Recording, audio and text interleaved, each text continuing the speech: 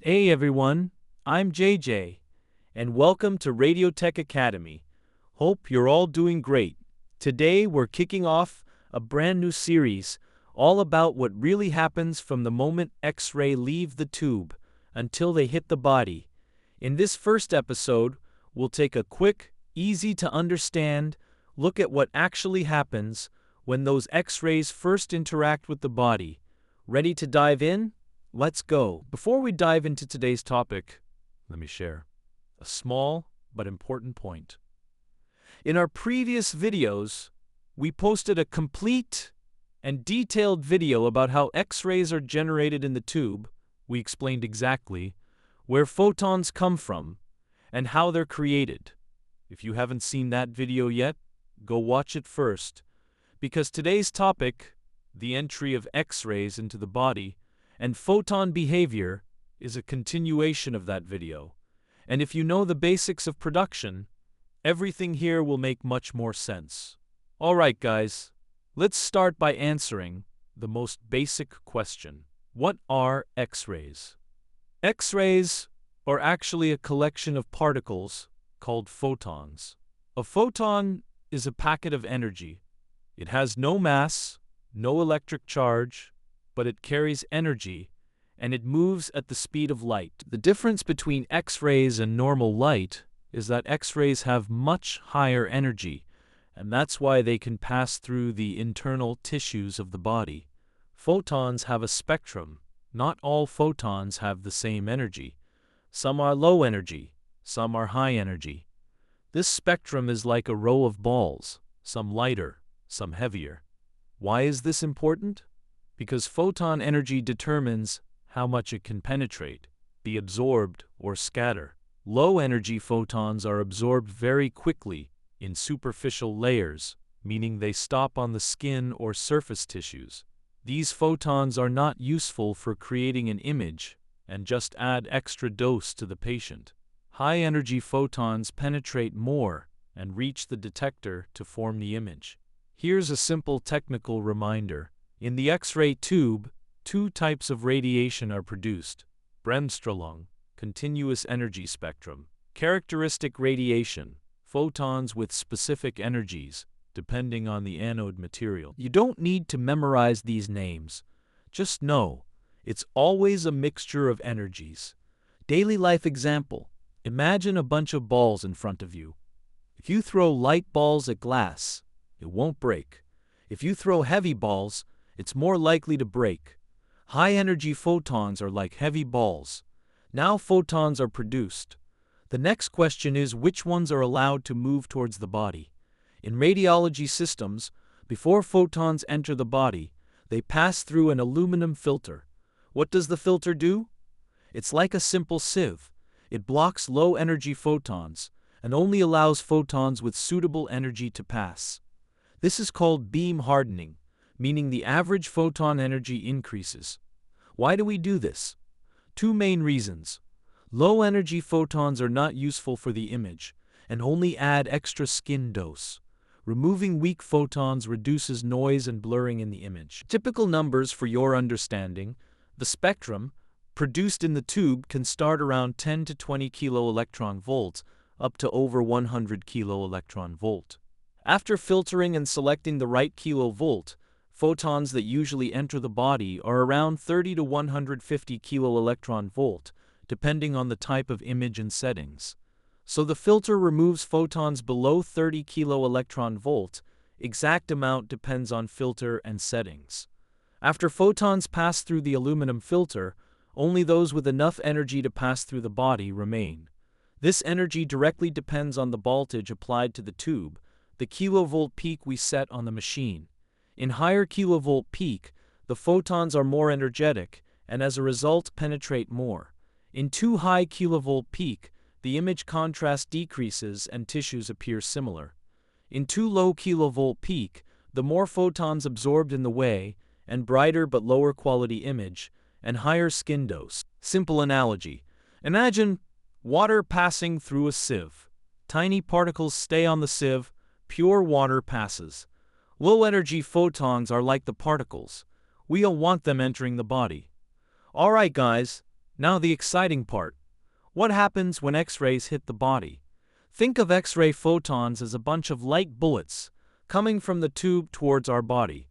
Our body is made of atoms, each atom like a solar system, with a nucleus and electrons orbiting around. When photons reach the body, depending on their energy, interactions with these atoms differ. Some photons give a small nudge, some knock out an electron, and some change their path. These interactions cause dose in tissues, or form the image.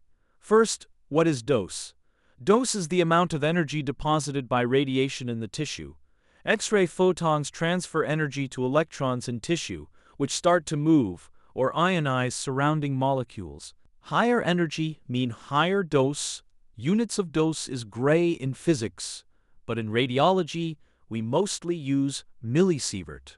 For perspective, chest X-ray 0.1 millisievert, pelvic X-ray 0.6 millisievert, abdominal cort 10 millisievert. So dose exists, but it's not dangerously high. Machines are designed to allow only necessary radiation through, no more. Photon interactions, three main types. Low-energy photons, nudge electrons slightly, small dose. Medium-high-energy photons, 30 to 60 kilo-electron-volt. Photoelectric effect, electron knocked out, characteristic X-ray emitted. High absorption and contrast and dose. High-energy photons, 60 to 100 kilo-electron-volt, Compton scattering, partial energy transfer, photons scattered, and contributes to dose and image blur. Warning: when is it dangerous?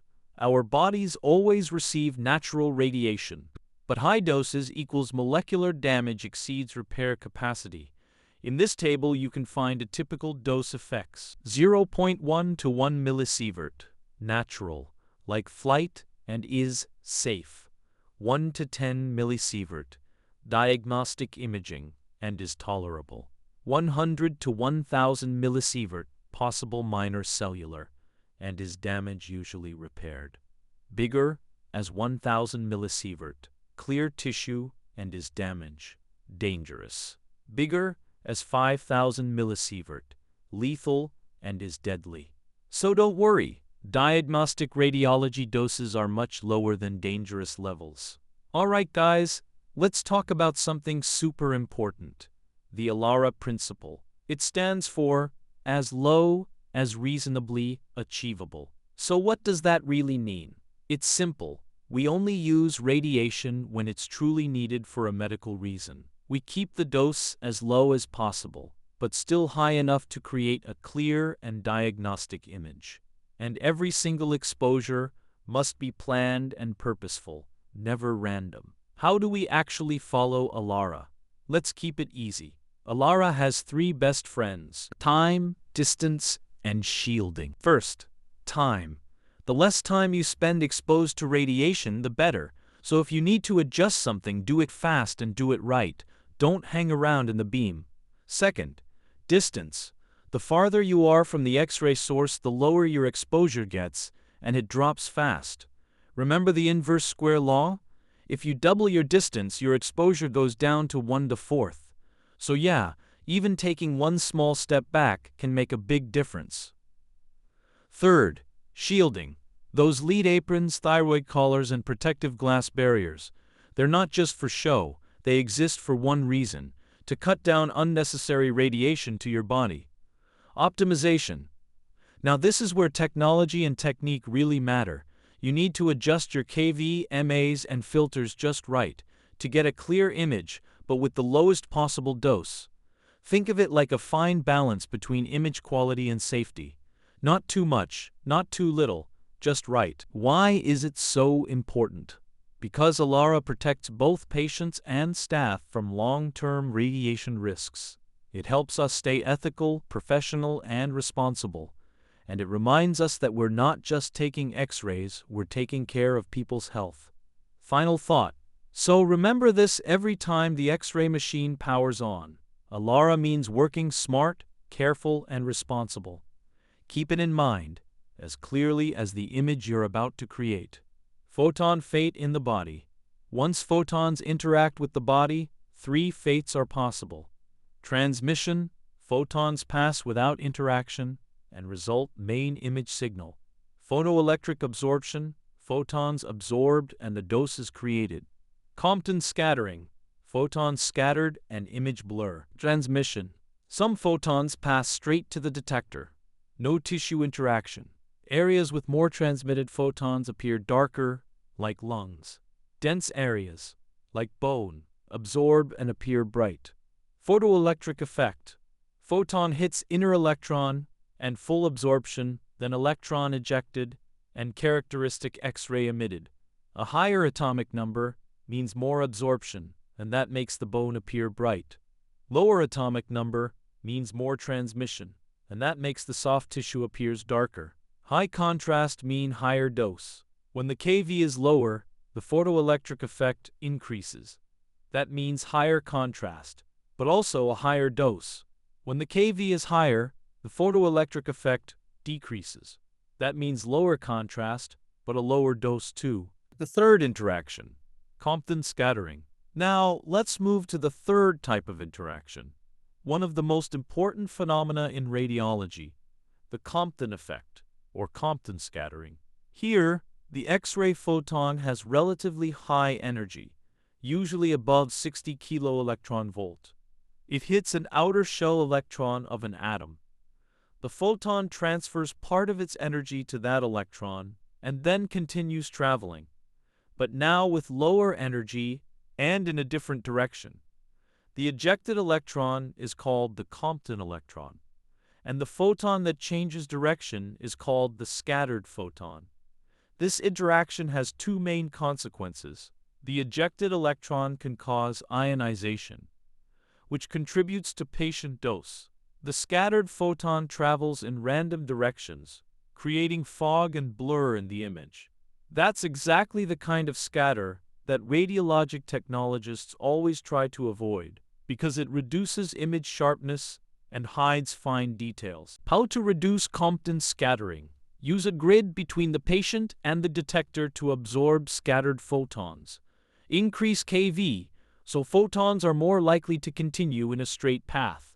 Use collimation to limit the exposed area and reduce scatter volume. Let's compare the two main interactions in X-ray imaging, the photoelectric effect and the Compton effect. In the photoelectric effect, the photon is completely absorbed, but in the Compton effect, the photon is scattered in another direction. In the photoelectric effect, the interaction happens with the inner shell electrons, while in the Compton effect, it happens with the outer shell electrons. The photoelectric effect is low to medium, around 30 to 60 keV. For the Compton effect, it is higher, usually between 60 and 100 keV. The result of the image is very different. For the Compton effect, it is higher consonant to shame, while Compton in Turks of Foz, the imager or fog. Photoelectric effect produces a higher dose, while the Compton effect gives a moderate dose. And about the dependence on atomic number, the photoelectric effect depends strongly on the atomic number, but the Compton effect only slightly depends on it. So in summary, photoelectric, complete absorption, high contrast, and higher dose. Compton, scattering, image blur, and moderate dose. Practical understanding. When taking an X-ray image, we should always know which effect is dominant. For bones or dense tissue, we want more photoelectric effect to achieve high contrast. For soft tissue regions like the abdomen, we allow more Compton scattering for better penetration. That's why on the control panel, we always choose an optimal kV based on experience and the region of the body. Simple example. Imagine you want to take an X-ray of your hand. Because bone and soft tissue have very different atomic numbers, you'll use a lower kV, around 50 to 60, to increase the photoelectric effect, making bones appear white and crisp. But if you want to image the abdomen or pelvis, since everything there is soft tissue, you'll use a higher kV, about 80 to 90, so the X-rays can penetrate deeper and give a more balanced image. Summary. So far we've learned that when X-rays hit the body, three things can happen: transmission, absorption, or scattering. The photons that pass through create the image. The ones that are absorbed create dose, and the ones that scatter cause image fog. The term dose simply means the amount of energy deposited in body tissue from all these interactions. And because the number of photons is extremely large, even small amounts of energy, when added up, become significant. But with the right filter, proper voltage, and short exposure time, this energy stays well within safe limits for the patient. A simple way to picture it: imagine you're throwing balls at a wall. Some pass straight through, some stick, and some bounce off in random directions. That's exactly what happens with X-rays in the body: energy, tissue thickness, and atomic composition. Now, an important question: what decides whether an X-ray photon passes through, gets absorbed, or gets scattered? Two main factors determine this: the energy of the photons, the kV we set on the machine, the composition and thickness of the tissue. Photon energy: the higher the photon energy, the stronger the photon. That means it can pass through tissues more easily, so the chance of being absorbed or producing a photoelectric effect becomes lower. But the chance of Compton scattering increases. On the other hand, when photon energy is low, it doesn't have enough power to penetrate, so the chance of absorption, photoelectric effect, is much higher. We use this principle very intelligently in imaging. For example, when imaging areas with large differences in atomic number, like bone and soft tissue, we use lower kV values. Why? Because lower kV means lower photon energy, more absorption, greater contrast between light and dark areas. But if we go too low, the photons become too weak to reach the detector. That increases skin dose, because those photons get absorbed near the surface, delivering dose without improving the image. Tissue thickness and composition. Our body is made of tissues with very different densities and atomic compositions. The higher the density or atomic number, the more X-rays the tissue will absorb. For example, bone contains calcium with a high atomic number, absorbs more photons, appears white on the image. Lungs, filled with air, have very low density. X-rays pass through easily, appear black on the image. Muscle and fat fall in between, appear in shades of gray. So the thicker or denser the tissue, the more X-rays are absorbed, and the more dose stays in that region. Practical balance and optimal kVp. This is where the real skill of a radiologic technologist shows. You always need to balance penetration and absorption. Set the X-ray energy so it's not too high, which would wash out the contrast, and not too low, which would increase dose and blur. This fine-tuning is called parameter optimization, and it's one of the most important parts of medical imaging. Real example: if you're taking a chest X-ray, the chest wall is thick, and it contains both air and bone. That's why we use a higher kV, around 100 to 120, so the X-rays can penetrate fully and show all internal structures. But if you're imaging a hand or wrist, the tissue is thin, the bone is near the surface, so we use a lower kV, around 50 to 60, to maintain high contrast and show bone detail clearly. Even in dental X-rays, because calcium has a high atomic number, a low voltage is chosen to enhance fine detail. Practical example: chest radiography. Let's put it all together with a real example: the chest X-ray. Lungs are full of air, photons pass easily, appear dark. Bones, ribs, and vertebrae are dense, absorb more, appear white. Heart and soft tissues are intermediate, appear gray. So the chest X-ray is really a map of X-ray absorption. By reading that map, doctors can tell whether the tissues are normal or abnormal. Practical tip for technologists: if your image looks too blurry or noisy, check the basics first. filters, kV, and mA settings, distance, and detector calibration. Too much scatter? Use a grid or collimator to clean up the image. Summary and final thoughts. Let's quickly recap today's key points. X-rays are made of photons, each carrying energy. Before entering the body, an aluminum filter removes low-energy photons. When photons enter the body, they can be transmitted, absorbed, or scattered, each with its own effect. The energy of the photon and the tissue composition determine which effect dominates. The final X-ray image is the result of all these interactions.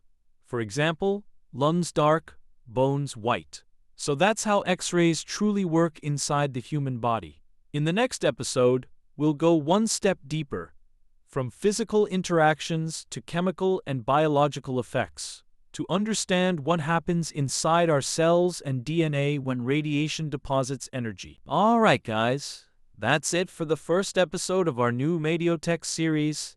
If you enjoyed the video, don't forget to like, share, and subscribe to support the channel. Got any questions? Drop them in the comments. I read and reply to as many as I can. Thanks for watching, and I'll see you in the next one.